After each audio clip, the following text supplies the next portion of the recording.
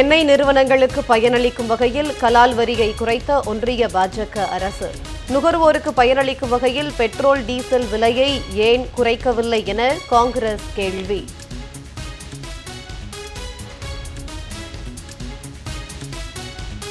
மாநிலங்களுக்கான வணிக சிலிண்டர்களின் விநியோகம் அதிகரிப்பு 50% இருந்து 70% உயர்த்தப்பட்டுள்ளதாக ஒன்றிய அரசு தகவல்.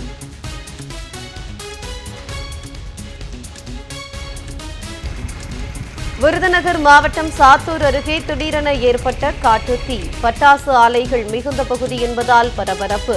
1 மணி நேரம் போராடி தீயை கட்டுப்படுத்திய தீயணைப்பு வீரர்கள்.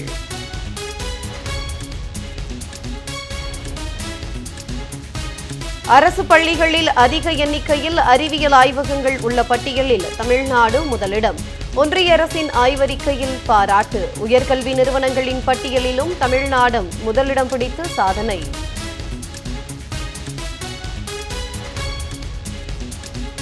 சென்னையில் உள்ள தொகுதிகளுக்கு மின்னணு மற்றும் விவிபேட் இயந்திரங்கள் அனுப்பி வைப்பு. அரசியல் கட்சியினர் பிரச்சாரத்திற்கு முறையாக விண்ணப்பித்தால் அனுமதி வழங்கப்படும் என தேர்தல் அதிகாரி பேட்டி.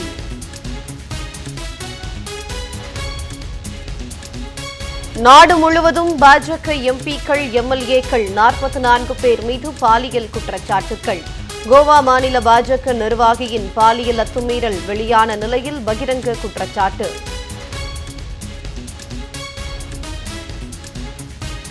சமூக வலைதளத்தில் இழிவான கருத்துக்களை பதிவிடும் கட்சியினரை கண்டிக்காத விஜய் மீது சென்னை மாநகர காவல் ஆணையரிடம் புகார். இளைஞர்களை நடிகர் விஜய் தவறாக வழிநடத்துவதாக ரஞ்சனா நாச்சியார் குற்றச்சாட்டு.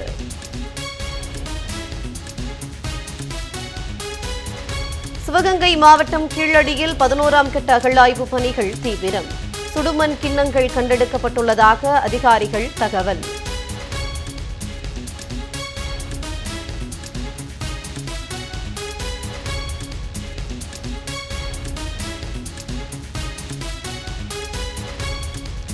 மேற்கு வங்கத்தில் ஒரு வாக்குச்சாவடியில் உள்ள அனைத்து இஸ்லாமிய வாக்காளர் பெயர்களும் நீக்கப்பட்டதால் அதிர்ச்சி.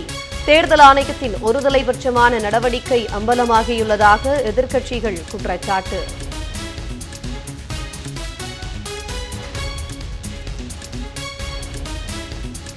வங்காளம் உட்பட 11 மொழி பேசும் மனித ரோபோ அமெரிக்காவில் அறிமுகம். வாஷிங்டனில் நடைபெற்ற முதல் பெண்மணிகள் மாநாட்டில் அறிமுகம் செய்தார் மெலனியா டிரம்ப்.